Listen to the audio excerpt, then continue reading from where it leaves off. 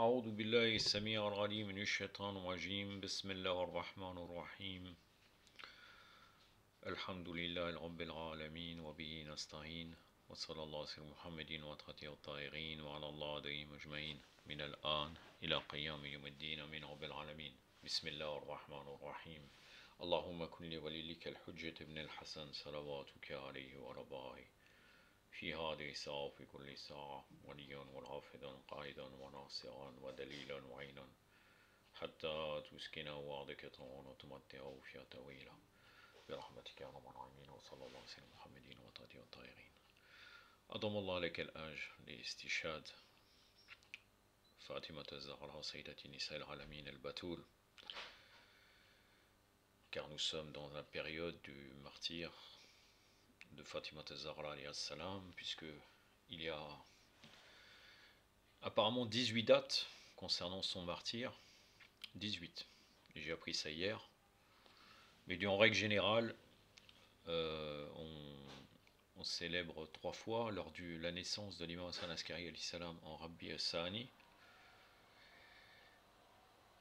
Et en Jamadi al-Awla, le 13 Jamadi al-Awla, et Jamadi al-Sani, je n'ai pas dans la tête la date, mais en tout cas entre le 13 Jamadi al-Awla jusqu'à la 3e date de Jamadi al-Sani, nous sommes dans le Ayam, la période de deuil de Fatima Zahra alayhi salam. C'est pour cela que vous allez retrouver dans les pays chiites qui sont en train de faire des majlis actuellement de deuil jusqu'à la 3e date, la date de Jamadi al-Sani. Aujourd'hui, ce n'est pas mon sujet de parler de Fatima Zahra alayhi salam, donc je vous présente mes condoléances pour cette période de deuil. Il y a à peu près 3 ans, votre serviteur avait fait une vidéo concernant l'autorité du faqih. C'était une réponse au néo-Harbari. Dans le terme néo-Harbari, on ne met pas le harbarisme de Astaradabadi, rahmatullah alayh, c'est-à-dire qu'il a créé le courant Harbari actuel qui est largement propagé. Mais quand on parlait des néo-Harbari, on faisait référence, et d'ailleurs j'avais expliqué dans la vidéo, à ceux qui étaient surtout dans la sphère francophone, dans les réseaux sociaux. Et j'avais démontré entre autres que la position qu'ils avaient, c'était une position que les salafistes aussi avaient, en me basant sur le livre de Saïd Ramadan al-Bouti, que je vais largement utiliser aujourd'hui, qui a dialogué avec Albani et avec ses disciples, et ils accusaient d'être dans l'égarement ceux qui revenaient aux 4 écoles. Bien entendu, nous on ne prend pas comme exemple les 4 écoles et les 4 sectes bakrites, mais l'argumentation, si on revient en fait de revenir aux savants, c'était une argumentation valable. Et on va le voir là, puisque là je vais répondre à un texte de Ibn Baz sur ce sujet-là, justement. Donc la vidéo, je l'ai intitulée « Le rejet des salafs, entre parenthèses salafisme et néo-harbarisme ». Néo-harbarisme ne sont pas concernés d'une manière directe, mais là d'une manière indirecte, ils sont concernés. Quand j'avais fait la vidéo l'autorité du faqih, j'avais argumenté d'après les textes de Ahlul Bayt, entre autres avec des hadiths, et je leur avais dit, si vous prétendez suivre tous les hadiths, surtout d'autant plus que la majorité, largement, étaient des gens qui ne maîtrisent pas la langue arabe, et même si on maîtrise la langue arabe avec les hadiths de Ahlul Bayt, salam, vous savez très bien qu'on doit connaître le Murkam ou le Mutashabira, comme le Coran, le clair, l'équivoque, l'abrogeant, l'abrogé, et d'ailleurs l'abrogeant, l'abrogé est beaucoup plus présent dans les hadiths de Ahlul Bayt, parce que certaines périodes données, il y avait une position d'un imam, et après c'était une autre position d'un autre imam, notamment sur le khomos, alors que dans le Coran, les Usuliyin disent qu'il n'y a qu'un seul verset abrogé. Donc il faut aussi connaître le général et le particulier, et c'est ce qui fait que les Usuliyin disent que l'abrogation dans le Coran, que beaucoup de gens, même certains chiites influencés par la pensée bakrite, et les bakrites juristes, nomment beaucoup de versets concernant l'abrogeant et l'abrogé, entre autres l'interdiction du vin, alors qu'en vérité, généralement, c'est des versets particuliers, et le particulier, c'est bien connu, même ailleurs, même qu'en dehors de l'islam, le particulier n'annule pas le général. D'autant plus aussi qu'il y a d'autres hadiths qui concernent la taqiyya. Et d'ailleurs, je me rappelle d'une conversation avec un néo-Harbari, j'ai oublié quelle était la position, il me semble que c'était le jeûne du jour de Arafat, il y avait une divergence, Et quelqu'un avait ramené un hadith isolé qui disait qu'il ne fallait pas jeûner le jour de Arafat. Et je lui dis, mais comment on prend un seul hadith? Il m'a dit l'essentiel d'avoir pris un hadith. Si c'est cette méthode-là, on trouve des hadiths très connus dans Al-Bayt qui nous dit ne faites pas les louanges de Mohammed ou Ali Mohammed, de Fatima et de ses enfants, ou bien mettez la bague de la main gauche. Il ordonne aux chiites de mettre les bagues de la main gauche. Bien entendu, ce qui est connu, c'est la bague de la main droite, mais tout ça était lié à une certaine forme de taqiyya. Il y a même le troisième ambassadeur, ou bien le quatrième ambassadeur lors de l'occultation mineure, qui avait dit ne maudissez pas et n'insultez pas Muawiyah. Qu'est-ce qu'on doit faire à ce moment-là? Est-ce que les chiites ne devraient pas maudire? Bien entendu, cet ordre-là était lié à l'imam Mehdi, sans aucun doute, puisqu'ils étaient les naïbs particuliers, naïb el-khas. Et donc, en fait, c'était normalement une ordonnance dans un contexte de taqiyya. Ou bien peut-être, mais là encore, ça serait pousser l'argumentation très loin, à l'époque de l'imam Moussa al-Khazem avec Ali ibn Yaqtin, redonnant les allées, quand l'imam Moussa al-Khazem a dit à Ali ibn Yaqtin, prie, fais l'odo, fais l'ablution comme les mukhalifin, puisque Haroun el-Rachid, Haroun el-Dalal, l'arnatullah alayh, l'avait surveillé, et d'ailleurs après quand il a commencé à douter en pensant qu'il était chiite, un jour il a vu dans l'endroit où il était en train de faire les ablutions, il a vu qu'il faisait l'odo comme un bakri, et donc en fait, il a dit on n'a rien à craindre de lui. Donc dans ce cas, si on prend cette partie du texte de l'imam Moussa al-Khazem, on dira que il faut faire l'odo comme un bakri, on a le droit, on peut faire prier comme un chiite, comme un bakri, il n'y a pas de problème. Hein, en poussant l'argumentation très très loin. Et en réalité, ces néo-arbaris, comme on avait démontré il y a 3 ans, leur objectif c'est de rejeter toute autorité des savants. Alors que les Arbariyin, même Astaradabadi, le courant largement propagé actuel des véritables Arbaris, là on ne parle pas des Arbaris qui reviennent au hadith, parce que sinon, de toute façon, tous les Muhaddissin sont Arbaris, jusqu'à le Majlisi, malgré que le Majlisi a des livres qui concernent le usulisme. Et c'est pour ça que même les Arbaris qui sont honnêtes vous diront comme quoi il n'avait pas une position, ni Arbari, ni usuliyin. Malgré qu'il était très proche des hadiths, comme vous savez très bien, il a fait l'encyclopédie Bira el Anwar, comme vous savez, à peu près de 110 volumes, 110 volumes à peu près, voire un peu plus, suivant la censure que la République irfanique iranienne a imposée. Donc en fait, les Arbaris reviennent aux savants. Ces gens ont rejeté le fait de revenir aux savants pour pouvoir faire ce qu'ils veulent. Ils prennent un hadith de gauche à droite, ils font ce qu'ils veulent. Et on ne va pas revenir dans les cas personnels, puisqu'après on a vu la suite de ce que ça a donné. Ala kulli hal. En tout cas, aujourd'hui, je vais m'orienter sur la partie des salafistes qui ont la même position que les Arbaris dans plusieurs propos, et je vais largement le démontrer. Je vais répondre d'après les sources Bakri, d'après les savants Bakri, sur leurs problématiques et leurs hérésies. Mais en tout cas, cette argumentation, vous changez les propos, vous le mettez dans la bouche des Rolama, concernant le taqlid d'une manière totale ou individuelle, vous allez retrouver la même chose en fait. Donc, c'est toujours le livre Cours examen de Shiraitam Sahan, c'est un enseignant à l'Institut de Médine, Majid el-Nabi, et donc lui, il prenait, son cours était basé sur certaines œuvres, entre autres d'Ibn Baz. Non, là, c'est Mohamed Abdel Wahhab, ouais, pardon, c'est donc Kitab al-Tawhid de Mohamed Abdel Wahhab, regardez ce qu'il dit. Vous allez voir encore une fois que c'est comme dans le Bukhari Muslim, et en particulier Riyad al-Salihin, un titre de chapitre avec tout et n'importe quoi dans 3-4 points qui sont complètement différents, qui ne sont rien à voir. Nous, on va se concentrer sur la parole de Ahmed ibn Hanbal. Et d'ailleurs, c'est uniquement la parole d'Ibn Hanbal qu'on va utiliser, mais on va quand même voir que ça n'a aucune logique, comme d'habitude. D'ailleurs, comme a dit Shir Hassan al-Yari, quand le Bakri est présent, la raison s'en va. C'est-à-dire, on peut le voir clairement, face à des contradictions claires. Et dans le Bukhari et Muslim, vous allez trouver des chapitres quand on lit le chapitre, on dit ah il va parler de ça, et après des hadiths de n'importe quoi qui n'ont aucun rapport avec le chapitre. Pas tout le temps bien entendu. Hein, on pourrait dire de 80% du livre de Bukhari Muslim, le chapitre correspond au hadith. Mais malgré ça, vous allez voir. Là, vous allez voir trois opinions. On ne sait même pas, Mohammed Abdel Wahhab, même après, il ramène un verset coranique qui n'a strictement rien à voir. Et d'ailleurs, je ne vais pas même chercher d'habitude de vous citer, essayer de vous le citer en arabe, ça ne sert à rien puisque ça n'a aucune valeur d'argument, ça n'a aucun rapport avec ce qu'il dit. Le chapitre 37, obéir aux savants et aux gouvernants dans l'interdiction de ce qu'Allah a rendu permis.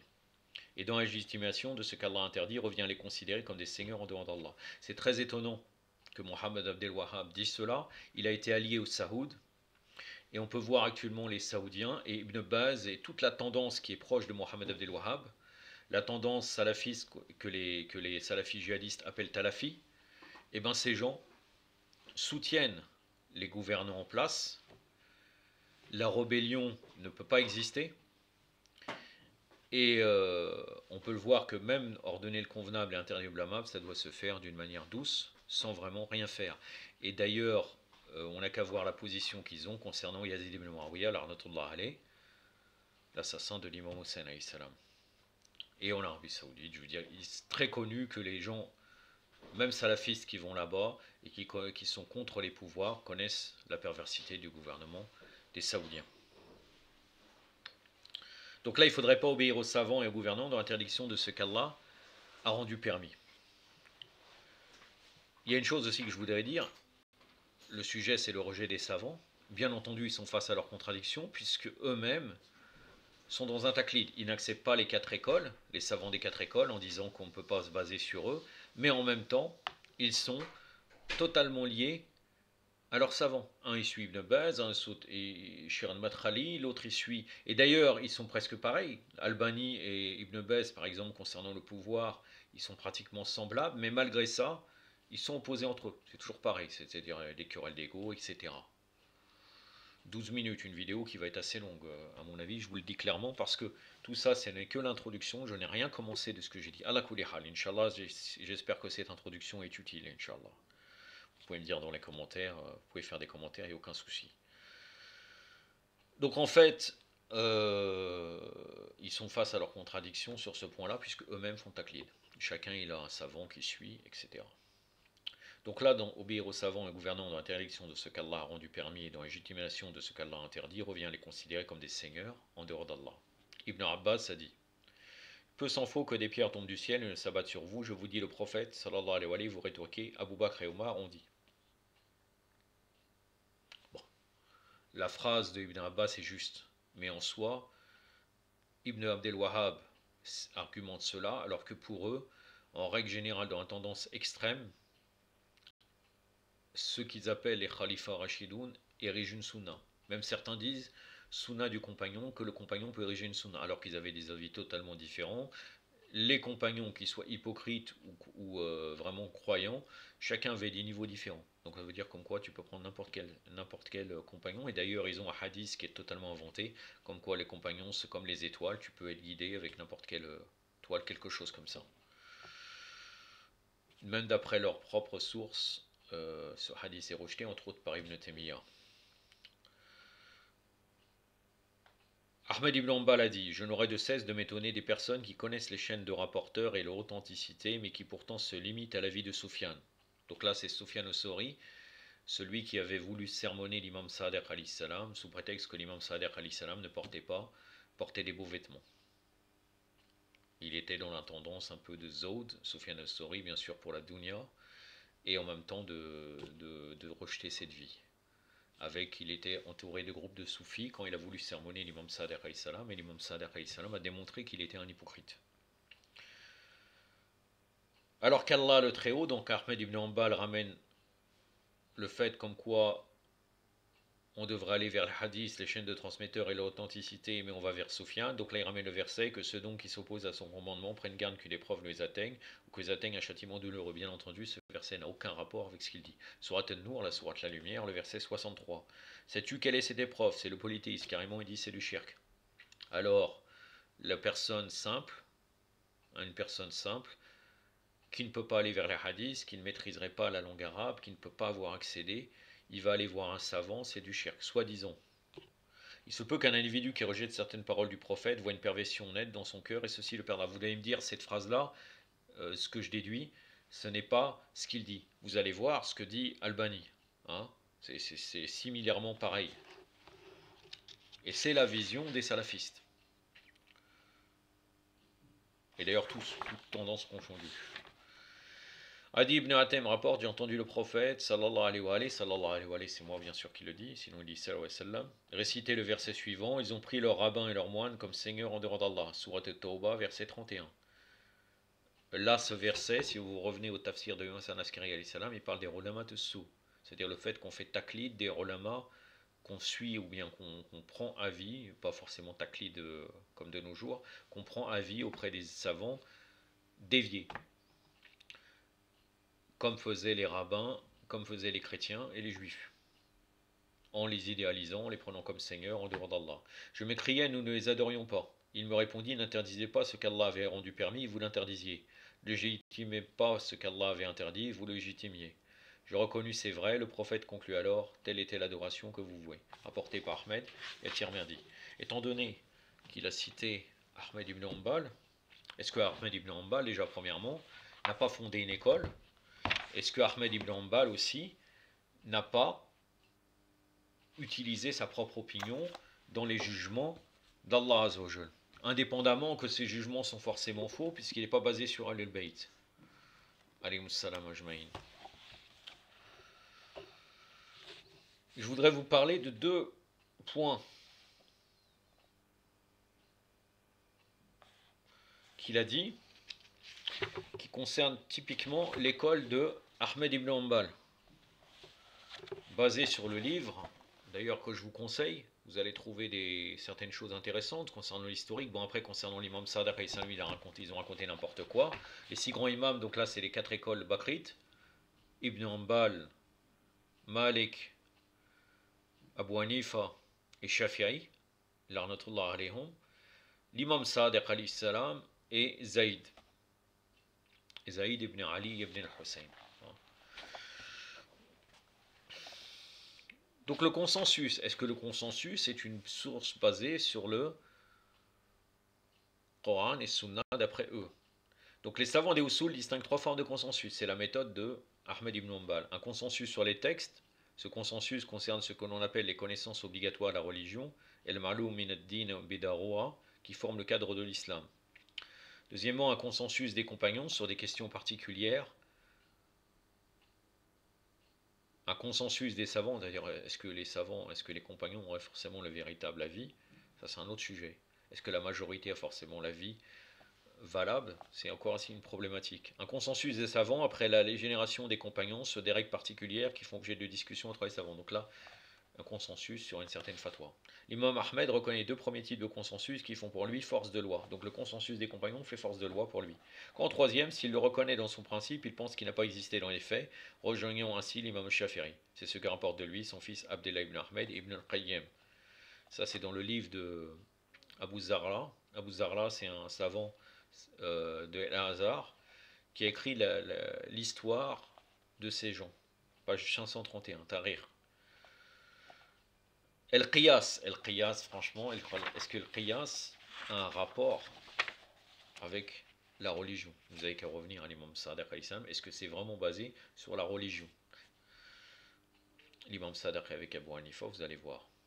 Donc Ahmed ibn Hanbal est mal placé pour parler comme quoi il faudrait revenir à la vie, revenir au Coran et à Sunna, alors que lui-même utilise des méthodes qui n'ont rien à voir. Finalement, en 5e position, parce qu'avant c'était d'autres choses, mais on ne va pas se baser sur les premiers points, ça n'a pas une grande importance. S'il ne trouve aucune solution au niveau des 4 sources précédentes, bon, 4 sources précédentes, c'est quoi? C'est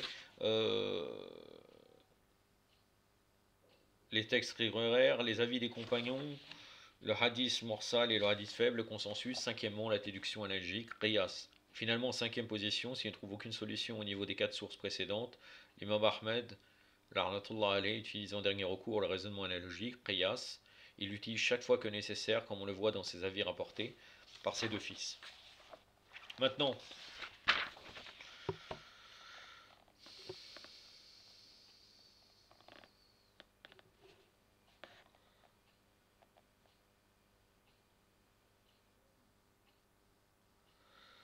de toute façon, parfois, Ahmed ibn Hanbal a été soutenu par le pouvoir, et de toute façon, il y a eu une école. Donc de quoi il parle? C'est-à-dire, dans un côté, on ne doit pas se baser sur l'avis de Sofiane al-Sauri, on doit revenir au Coran et le Sunna, et dans un autre côté, ou bien des hadiths, et dans un autre côté, il a fondé une école. À partir du moment où il y a une école en Balite, et d'ailleurs, l'avis que j'ai cité de Ibn Hanbal et critiquant Sofiane, ils vont le reconnaître, les Hanbalites, c'est leur propre maître. Ça n'a pas empêché qu'ils ont fait une école. L'école Hanbalite ne s'est pas étendue géographiquement, contrairement aux autres écoles. Par contre, elle a eu droit à des savants de très grande valeur à travers l'histoire. Aussi, c'est un taklid. Donc là, la phrase de Mohamed Abdel Wahhab, c'est parce que Ibn Taymiyyah, il se base beaucoup sur Ibn Taymiyyah. Ibn Taymiyyah était Hanbalite. Et en règle générale, au niveau du fiqh, beaucoup de salafistes suivent le hanbalisme. Par contre, elle a eu droit à des savants de très grande valeur à travers l'histoire, même si certaines vicissitudes ont accompagné une période très courte par ailleurs d'application de cette école. En outre, c'est une école caractéristique par une très grande diversité d'avis. Bon, après, on pourrait donner une diversité d'avis de Ahmed. Il y a un point intéressant, il citait plusieurs avis des compagnons et ne pouvant trancher la question, il laissait plusieurs avis sur mes questions, sans prendre position selon ce que dit Ibn al-Qayyim. Ibn al-Qayyim dans Alam al-Muqayrin. C'est intéressant ça. C'est-à-dire comment on trouve la solution du hukm divin, ou pseudo-divin, puisqu'avec ces gens-là, ils sont totalement dans l'égard. Allez savoir. Bon. La non-conformité aux quatre doctrines, la plus dangereuse hérésie qui menace la divine. Saïd Ramadan al-Bouti. Que j'avais utilisé pour citer un point, une parole des salafistes pour démontrer que la position et les propos des Nouarbari étaient similaires. Précédemment, je l'avais utilisé quand j'avais fait la vidéo sur l'autorité du Faqih.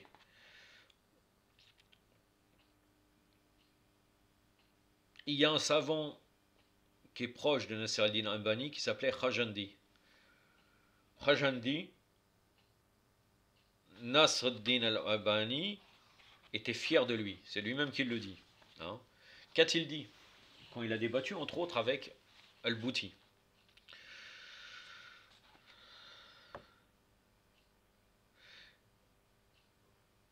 C'est-à-dire que quand il parle d'aller vers le jugement divin, et faire une telle démonstration est d'autant plus facile qu'il suffit d'avoir recours à Al-Muwatta, aux deux Sahih, Al-Bukhari et Muslim, As-Sunan Abi Daoud et Jami' at-Tirmidhi ou An-Nisa'i, ouvrage plus que connu de la part de tous et auquel l'accès est plus qu'aisé. Vous n'avez alors qu'à les consulter. Ça me fait penser à ceux qui disaient on lit Malayad al-Faqih, on lit Furu al-Kafi, donc parce que Furur ça concerne le fiqh. Mais si toutefois vous échouez, et l'un de vos corrigionnaires est arrivé avant vous en prenant l'initiative de vous l'expliquer par le biais d'un langage qui vous sera accessible, vous n'auriez alors aucune excuse à donner. C'est-à-dire que là, on prend celui qui va se baser sur des hadiths, prend n'importe quelle chose. Lorsqu'on dispute de deux versions rapportées au prophète, sallallahu alayhi wa alayhi, sans qu'on ne puisse en déterminer la date exacte, ni en distinguer celle qui précède chronologiquement l'autre, nous n'avons alors qu'à adopter deux versions utilisant tantôt celle-ci, tantôt celle-là. Ça revient encore au fait de dire comme quoi on prend un hadith et on l'utilise comme on veut. Regardez ce qu'il dit par la suite. Tant qu'il existe un texte extrait du livre de la Sunna, vous le collez au néo-barbarisme. La tradition prophétique au sens propre du mot, de l'ensemble de la tradition des compagnons, donc là il dit radiyallahu anhu, l'arnatullah alayhum, mis à part bien sûr les compagnons véridiques, mais là dans ses compagnons, qui nous apporte une réponse à propos de telle ou telle chose, on a l'obligation de mettre son contenu en application sans tenir compte de ce qu'en disent les savants. Voilà. Donc il rejette les savants. Il ne rejette pas leurs savants salafistes, c'est étonnant, puisque même sur Khajandi, je suis sûr qu'il prenait en compte énormément la vie de Nasr al-Din Albani. Mais par contre, c'est un rejet des savants. Ils vont dire non, c'était une discussion scientifique, car c'est ce qu'ils ont dit à Albani, à El-Bouti.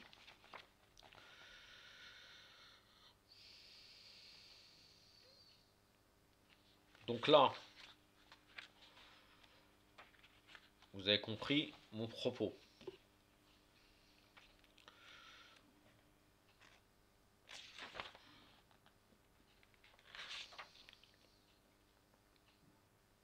Ils ont fait une brochure, un livre intitulé Le musulman, donc les salafistes. Est-il obligé de se conformer à l'une des quatre doctrines? Là, on parle dans la sphère Bakri, c'est pour ça qu'on parle des quatre doctrines, bien entendu.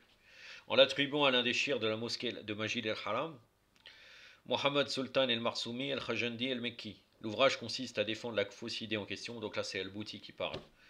Celle qui considère comme des négateurs toute personne qui accepte d'adopter l'une de ces doctrines. L'ouvrage taxe même ses croyants qui acceptent de suivre les imams mujtahid de stupidité. Vous voyez, d'ignorance et d'égarement, les rangeant parmi les dissidents. L'ouvrage les classe également parmi ceux dont Allah dit ils ont pris leurs docteurs et leurs moines pour des seigneurs en dehors d'Allah. Ceux qui sont les véritables perdants le jour du jugement, car leur effort ici-bas n'était pas déployé dans le bon sens, leurs actions se sont échouées tandis qu'ils croyaient bien faire. Là on parle d'un simple croyant qui va aller vers un savant. Un jour, quelqu'un est venu voir Al-Bouti et il lui a dit est-ce que vous avez pensé à toute la peine que vous donnez pour enseigner ce que vous appelez la loi divine, le sharia l'islamia et l'exégèse de la religion musulmane, alors qu'en réalité vous êtes en train d'enseigner ce que les imams mujtahid ont compris de celle-là? Bien, oui, oui, on se base sur des savants. Mais après, hein, là si je parle même dans la Sfirshit, est-ce que tout le monde, même si on va lire, c'est très bien, mashallah, c'est excellent, il faut lire les hadiths de Ahlul Bayt, en particulier les hadiths qui concernent la croyance. On peut lire, c'est très très bien, il faut lire tous les livres de hadith, c'est baraka, c'est les paroles des imams, alayhim salam.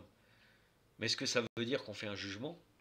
Donc, vous êtes en train d'enseigner la charia, ils sont venus le voir, alors que les imams mujtahid ont compris, c'est leur interprétation des imams mujtahid, dont le résultat de leur propre effort de réflexion sur la jurisprudence islamique et les conclusions auxquelles ils sont parvenus, en cherchant à tout prix à faire le lien entre celle-ci et le livre et la tradition prophétique, la sunna.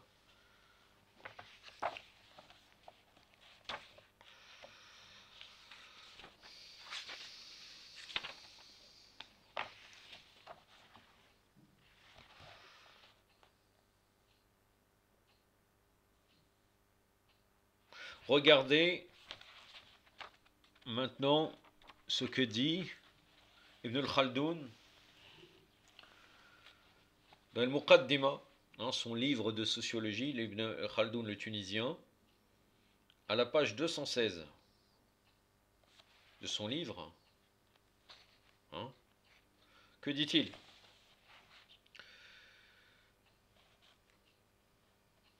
Et c'est valable pour les simples croyants, c'est valable pour les compagnons, c'est valable pour les disciples des imams. Les compagnons n'avaient pas tous la vocation, alayhim salam, pour devenir spécialistes en matière de fatwa, et on ne s'initiait pas à ce qu'on nous dit que la religion forcément par l'intermédiaire de tous. D'ailleurs c'est pour ça que les imams, alayhim salam, disent allez voir tel savant, Zohar, allez voir tel savant, tel compagnon, Zohar ibn Uyun par exemple, Mohammed ibn Muslim ou autre spécialiste. Quand vous avez des questions dans telle région. C'était plutôt la mission, donc c'était pas tous les compagnons, la mission de ces connaissants du livre, ceux qui avaient bien discerné entre ces clauses abrogatives et abrogées, et Nasser Mansour, d'après eux. Ces versets qui peuvent prêter au doute, Mol Mutashabir, vous pouvez appliquer cela, et ça existe dans les hadiths qui prouvent cela, que dans les hadiths il y a cela. Il y a des hadiths qui démontrent cela, la même chose, pas seulement pour le Coran. Et ces prescriptions mères, ou al-Murkamihi, et connaissent ce à quoi le livre fait référence grâce à un enseignement direct de la part du prophète, sallallahu alayhi wa sallam, c'est moi bien sûr qui le rajoute, ou grâce à ceux qu'ils ont pu recevoir comme connaissance de la part de ceux qui leur sont supérieurs en la matière. C'est pour cette raison qu'on leur donnait le nom de récitateurs, el-Qora. Les choses sont restées ainsi au début de la religion, puis la nouvelle religion commença à prendre de l'envergure dans le temps et dans l'espace. Ce qui permit aux Arabes d'alphabétiser ceux qui en avaient besoin grâce à la mise en œuvre de l'étude du texte sacré, et la déduction fut élaborée selon des critères draconiens et maîtrisés au fur et à mesure. Tout cela permit à la jurisprudence islamique de se constituer comme une véritable science méthodique. Les récitateurs eurent ensuite droit au nom des docteurs de Al-Wad, Fuqaha et savants, ulama, et les traités de jurisprudence islamique virent le jour très tôt et façonnèrent deux méthodes. Les tenants de la méthode basée essentiellement sur l'opinion et le raisonnement par analogie, le syllogisme, qui sont les habitants de l'Irak à l'époque, entre autres Abu Hanifa, et les tenants de la méthode basée essentiellement sur le hadith, la tradition prophétique, qui sont habitants de l'Arabie, al-Hijaz, notamment Malik ibn Anas, étant donné que les hadiths et traditions prophétiques recensées étaient peu nombreux pour les premiers, comme nous devons nous dire. C'est normal, c'était très peu les hadiths, puisqu'ils ont interdit d'écrire le hadith jusqu'à, d'une manière générale, même si le Muwatta de Malik est avant, jusqu'à Abu Ja'far al-Mansour. Et c'est pour ça que la première compilation vraiment importante de Bukhari date de cette époque-là, de l'époque des Abbassides.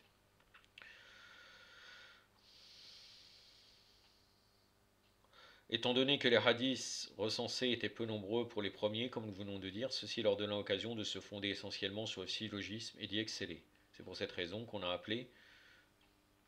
les a appelés ainsi. Et leur chef de file, grâce auquel et à ses disciples, la doctrine s'est constituée et développée, l'imam Abu Hanifa et le Norman, alors que le chef de file des tenants de la seconde méthode étaient Malik ibn Anas et Shafi'i. Comme je vous ai dit, Malik ibn Anas. Shafi'i aussi. Ensuite, un groupe de savants rejetèrent le raisonnement par analogie, le syllogisme, en l'écartant complètement. Et Daïri, donc Ibn Hazm, entre autres.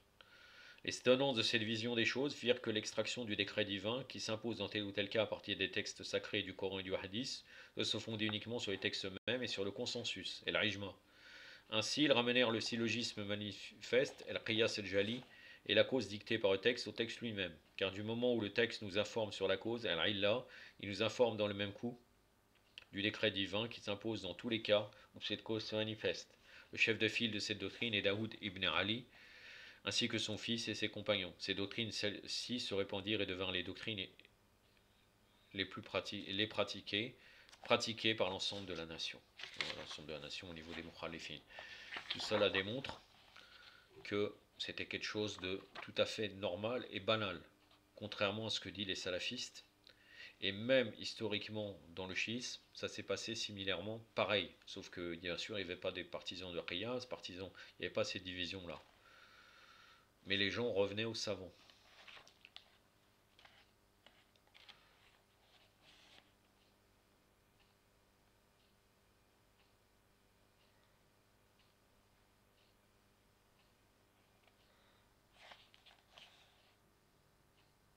Maintenant regardez, pour celui qui prétend aller,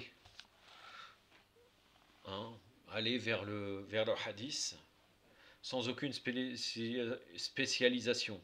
Donc, Shir Abdellah Darraz, qui est un savant de l'école des Lazars, qu'a-t-il dit? Il est du XXe siècle. C'est dans son commentaire de Al-Muwafaqat des Shatibi. Le Shatibi, c'est celui qui a fait les maqasid de Sharia, les buts de la religion, qui est utilisé aussi dans le chiisme, notamment par Shir Tusi. Rahimallah. Et qui est utilisé dans le fiqh de toute façon. Maqasid. Abdellah Darras dit, et l'argument auquel la raison peut parvenir, je vais essayer de commenter, est que lorsque celui qui ne possédant pas l'aptitude à l'ijtihad rencontre un problème qui nécessite une disposition légale, donc là il a un problème, celui qui n'a pas l'ijtihad, il sera inéluctablement dans l'une des deux situations suivantes, soit il ne fait rien pour s'acquitter de ce genre de devoir religieux, donc il fait rien, il s'abstient. Chose qui existe chez les Harbari, peut-être à Staradabadi, je ne sais pas là pour précisément, mais chez les Harbari ça existe, sans parler du néo-harbarisme, qu'en fait, quand il n'y a pas de possibilité de trouver dans les textes, puisque chez eux il y a une condamnation de l'ijtihad, eh ben on s'abstient du jugement, c'est-à-dire on attend l'imam mais on ne fait pas l'acte. Donc là, Darras dit, il sera inéluctablement celui qui n'a pas l'aptitude à l'ijtihad. Soit il va faire, soit il ne fait rien pour s'acquitter de ce genre de devoir religieux, donc il ne fait pas ce devoir, il n'a pas la solution. Et cette attitude contrevient au consensus, soit il essaie de faire quelque chose pour y remédier, ou bien en cherchant l'indice argumental qui conduit à la disposition légale propice à ce problème précis, ou bien opter pour l'imitation.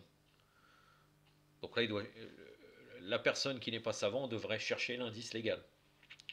Or, chercher l'indice argumental est très épineux, car si tout le monde laisse tomber son travail, ça c'est très important ça, très important. Comment quelqu'un, et ça j'avais donné cette argumentation dans l'autorité du faqih, comment quelqu'un qui est occupé toute la journée à travailler, par exemple il travaille dans le bâtiment, il est fatigué, le soir il va dormir, il va faire ses prières, il avait déjà fait ses prières de Dor el-Ras par exemple dans ce travail, parce qu'il ne va pas sortir du temps bien entendu, il rentre chez lui, il fait sa prière de Marlob et Aïcha, il va manger, il va dormir. Et le lendemain ça va être pareil, du lundi au vendredi, comment cette personne-là, elle va chercher l'indice argumental. Et c'est valable pour les néo-Harbari aussi. J'avais démontré ça à travers le Risale Armaniya et toutes les problématiques et les différentes. Si on enlève le taklid, on va pas enlever le taklid, on va enlever le taklid de la purification, du vêtement de prière, la prière, avant même de commencer la prière, regardez toutes les choses qu'il y a cherché au niveau des règles.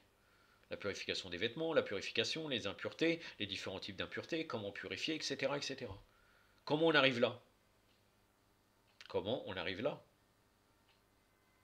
sont allés vers les propos des savants. Or, si tout le monde laisse tomber son travail, son métier, son commerce, ses activités et sa vie de tous les jours, l'anarchie gangrénera partout, et l'imitation sera d'ailleurs abolie, ce qui serait le comble. Il ne reste comme possibilité que le recours à l'imitation, qui devient ainsi une obligation religieuse pour laquelle on fait du culte à Allah. L'imitation, taqlid d'un seul savant, ou autre, de toute façon, le retour au savant.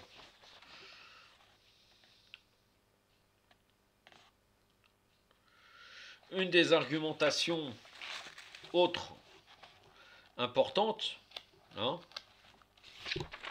c'est chez les mukhalifines, et il existe aussi chez nous, qu'il y avait des savants qui donnaient les avis religieux. Hatta bin Abi Rabah et Mujahid ont pendant longtemps assumé à la Mecque, ça c'était dans les premiers temps de l'islam, et là du bakrisme. À eux seuls la responsabilité du fatwa. Le porte-parole du calife, Khalifa, était chargé d'informer continuellement les gens que ces tâches relevaient uniquement de leur ressort.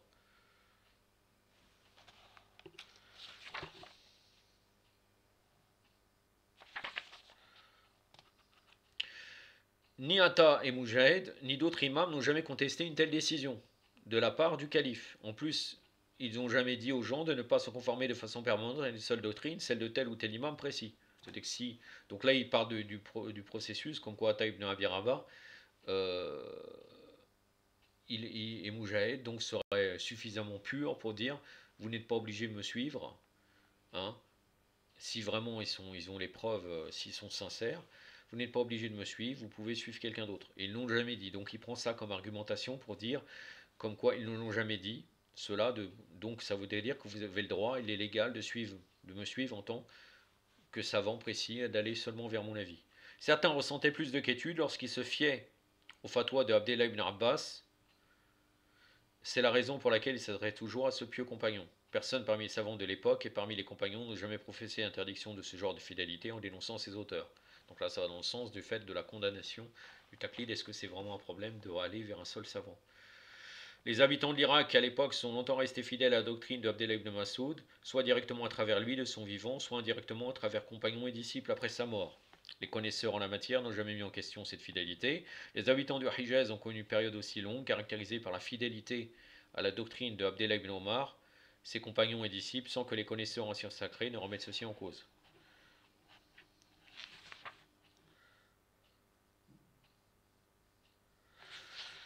Des millions de personnes, des gens ordinaires, illettrés, instruits, des docteurs de la loi, là on pourrait dire aussi des millions de personnes au niveau du chiite, sont toujours été vers les savants, depuis des siècles. Instruits et docteurs de la loi sont initiés aux doctrines des quatre imams authentiques, donc pour eux les quatre écoles, les quatre sectes déviées, les mukhalifines. Chacun d'eux avait la liberté de s'inspirer de celle qu'il voulait, ou celle qui lui avait été plus accessible, ou encore de celle qui lui était le plus proche en son lieu de résidence. Les ouvrages qui relataient l'histoire de cette filation doctrinale, Kutub el-Tabaqat, comptaient des milliers de noms de notables et d'érudits qui s'y étaient identifiés. On peut recenser les Shafirites grâce à Sibri et son ouvrage Tabaqat al-Shafiri el-Kumra. Les Hanbalites dont Tabaqat et l'Anabila d'Ibn Rajab. Les Malikites grâce à Burhan al-Din al-Madani et les Hanafites grâce à Hafiz al-Quraishi.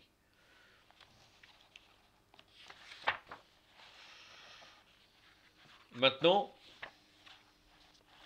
la conséquence ultime, que se passerait-il si les gens ne suivraient rien du tout en fait? Tous au nom de... Que se passerait-il si les gens se livrent tous au nom de doctrine? C'est comme ça qu'a formulé Al-Bouti.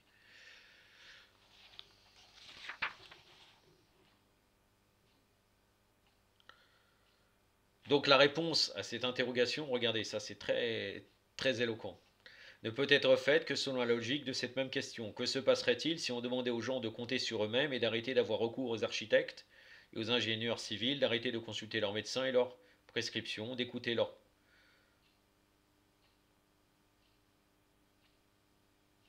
de ne plus écouter leurs patrons, quoique plus compétents? Que se passerait-il si on arrivait à convaincre tout le monde de se passer de ses services et de compter tout simplement sur soi-même en recourant uniquement à ses propres efforts personnels? Ce qui se passerait sans aucun doute est la chose suivante: l'anarchie régnera et détruira tous les édifices de la civilisation de l'humanité. Au lieu d'avoir un logement, il y aura un délogement, c'est-à-dire il n'y aura pas de logement. Au lieu de se faire soigner, on se laissera périr au nom de la médecine. Le chômage remplacera l'emploi et le désordre prendra la place de l'organisation. Parce que pourquoi? Parce que chacun donnera son avis sur tout. Tous ces effets néfastes ne seront pas provoqués directement par le sens de l'initiative et de l'effort personnel, qui sont normalement des critères positifs, mais parce qu'ils ont été mal utilisés ou plus utilisés de façon arbitraire. L'effort personnel de réflexion et de décision, l'ijtihad, se conforme dans tous ces domaines à des conditions éthiques, logiques, juridiques, etc., etc., qui ne seront jamais arbitraires. Il en est de même de la jurisprudence islamique. Le terme utilisé pour désigner cet effort personnel de réflexion et de décision, l'ijtihad, il est aussi contraint à des conditions dictées par la science qui le contient. Ce sont des évidences accessibles même aux enfants. J'en ai terminé avec cela. Je pense que c'est suffisant. Vous me direz si ça a été suffisamment clair et que mon idée est passée. Inch'Allah, dans les commentaires. J'arrive au mémorial des justes, puisque j'ai cité aucune parole, aucun récit lié à Al-Bayt. Et j'en suis au récit 120, marchand de concombres. Ça s'appelle. Le tome 2. Au cours du second siècle de l'Hégire, les experts en la matière débattaient et discutaient du problème des divorcés avec une femme à 3 reprises en une seule séance. Ça fait penser à un frère qui m'a dit qu'il connaissait quelqu'un que cet avis des Mukhalifin a pourri sa vie. Peut-être que là, il va trouver quelque chose pour lui qui sera utile dans cette histoire. Nombre de lama et de jurisconsultes de l'époque étaient d'avis que 3 divorces prononcés en une seule fois étaient valides, bien qu'aucun remariage ne les espace les uns des autres. Par contre, ulama et jurisconsultes chiites, en disciples des éminents imams, alayhim salam, considéraient un tel divorce comme nul et inopérant. Divorcer d'avec une femme à 3 reprises, disait-il, est valable dans la mesure où ça se produit en 3 fois. À savoir que l'homme divorce avec son épouse, puis se remarie avec elle, et ainsi de suite jusqu'au 3e divorce.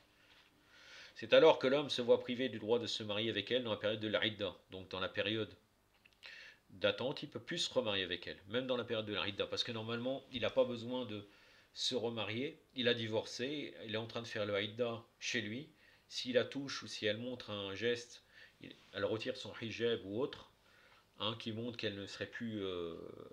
il n'a même pas besoin de reformuler la formule, il peut aller vers elle, la toucher, etc. Et il est remarié d'office avec elle. C'est considéré comme un divorce, mais il est remarié d'office. Là, au bout de 3, même pendant la Rida, il va faire la Rida, mais il ne peut pas se remarier avec elle. Et donc, après expiration de ce délai, il n'a pas le droit de se remarier avec elle que dans le cas où ont eu lieu les formalités du Muhallal. Muhallal, c'est-à-dire, et ce n'est pas une ruse du Sharia, c'est-à-dire qu'il n'est pas en train de jouer, on n'est pas en train de payer quelqu'un, il faut qu'elle se remarie avec quelqu'un, un autre homme, qu'elle consomme le mariage, qu'elle est mariée réellement. C'est pas, il va la payer, voilà, tu consommes le mariage, tu te maries légalement, ça pourrait être une ruse juridique qui ne marche pas du tout. Et après, il divorce, c'est arrangé qu'il divorce. C'est-à-dire, dans l'islam, il n'y a pas la ruse. Tu ne peux pas jouer avec d'une manière extérieure, c'est bon, alors qu'en fait, l'intérieur est pourri. C'est-à-dire qu'en fait, l'intérieur n'était pas cette intention-là. Il faut relier l'intention avec l'acte. Donc là, muhallal, c'est donc, je vais vous dire, parce qu'à la fin, il y avait une définition d'un mariage juste. Après avoir divorcé d'avec sa femme à 3 reprises, le mari ne peut reprendre avec elle une vie conjugale que s'il a eu l'intervention d'un muhallal, c'est-à-dire de quelqu'un qui contractera un mariage avec elle, puis on divorcera, la rendant ainsi à nouveau licite à son premier époux. La rendant licite, mais en soi, il faut que ça soit un véritable divorce. Il ne peut pas d'avance se mettre d'accord avec le mari pour qu'il consomme le mariage, il se marie, et après il divorce. Il advint qu'à Couffin, un homme divorçait ainsi d'avec sa femme à 3 reprises, en une seule séance, pour regretter ensuite son acte, car il l'aimait et que seule une brouille et un malentendu insignifiant avaient motivé sa décision d'une séparation. La femme aimait elle aussi son mari, et c'est pourquoi tous deux se mirent en tête de trouver un expédient. Ils soumirent ce problème à l'arbitrage d'Ulama chiites, qui affirmèrent à l'unité que les 3 divorces ayant eu lieu en une fois, ils étaient nuls et inopérants, et que mari et femme étaient donc présentement légitimes l'un à l'autre. Mais par ailleurs, suivant par là les autres ulama et jurisconsultes, les gens du commun prétendaient que ce divorce était valide, donc là les mukhalifin, et les mettaient en garde contre une fréquentation mutuelle. Un problème surprenant s'était fait jour. Le caractère licite ou illicite de la relation matrimoniale était en cause. Les époux étaient tous deux désireux de continuer à vivre comme auparavant, mais ils craignaient que le divorce ne soit valide, et que relations sexuelles n'en soient désormais illicites et leur futur enfant illégitime. L'homme décida d'agir conformément au fatwa des ulama chiites et de considérer le divorce établi comme nul et non avenu, mais sa femme lui dit: Mon cœur ne s'apaisera pas tant que tu n'auras pas interrogé personnellement l'imam Saad alayhi salam sur cette question et obtenu sa réponse. À cette époque, l'imam Saad alayhi salam vivait dans la vieille ville de Hira, près de Koufa.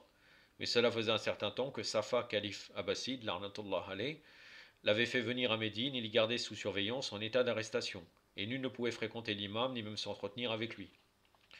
Quels que furent les plans que conçut cet homme pour avoir accès auprès de l'imam Saad alayhi salam, il n'y parvint pas. Or un jour où il se trouvait près du lieu de réclusion de l'imam, méditant sur un moyen de s'introduire auprès de lui, il aperçut soudain un villageois des environs de Koufa, qui portait sur sa tête un plateau de concombre en criant: Et concombre, et concombre. À la vue de ce villageois, une pensée lui traversa l'esprit. Comme l'éclair, il s'approcha et demanda: Combien vends-tu l'ensemble de tes concombres? Un dirham. Tiens, voici un dirham. Un dirham, donc c'est un dirham d'argent, de la monnaie en argent. Il pria le villageois de lui prêter quelques instants son manteau, lui promettant de lui rendre au plus vite. Le villageois y consentit, et l'homme revêtit le manteau. Il se considéra des pieds à la tête. Il était devenu semblable à un vrai villageois. Donc il se déguisa des pieds à la tête. Il était devenu semblable à un vrai villageois. Il posa donc le plateau de concombre sur sa tête et se mit à crier: Et concombre, tout en se dirigeant vers l'endroit désiré, c'est-à-dire l'île de résidence de l'imam Saad alayhi salam. Lorsqu'il arriva en face de sa demeure, un serviteur en sortit et l'appela: Ohé, vendeur de concombres, viens par ici. Et sans que les gardiens ne s'en aperçoivent, il accéda le plus facilement du monde auprès de l'imam, qui lui dit: Bravo, tu as conçu un bon plan. Dis-moi à présent ce que tu veux me demander. Ô descendant de l'envoyé d'Allah, Ibn Rasoulillah, j'ai divorcé d'avec ma femme à 3 reprises en une fois. Et bien que tous les ulama chiites que j'ai interrogés qualifient un tel divorce de nul et d'inopérant, mon épouse n'a pas le cœur en paix. Tant que tu n'auras pas toi-même questionné l'imam et entendu sa réponse, dit-elle, je n'admettrai pas. C'est pourquoi j'ai accédé auprès de toi par cette ruse, afin de recevoir ta réponse à ce problème. Donc l'imam Saad alayhi salam lui dit: Va et sois sûr que ce divorce était nul et que vous, mari et femme, êtes légitimes l'un à l'autre. Bière et la Noire, tome 11, page 154. Allahumma salli ala Muhammad wa ali Muhammad wa lajjal farajahum wa la'anadahum. أكتفي بهذا القدر وصلى الله على محمد وعلى آله وصحبه والسلام عليكم ورحمة الله.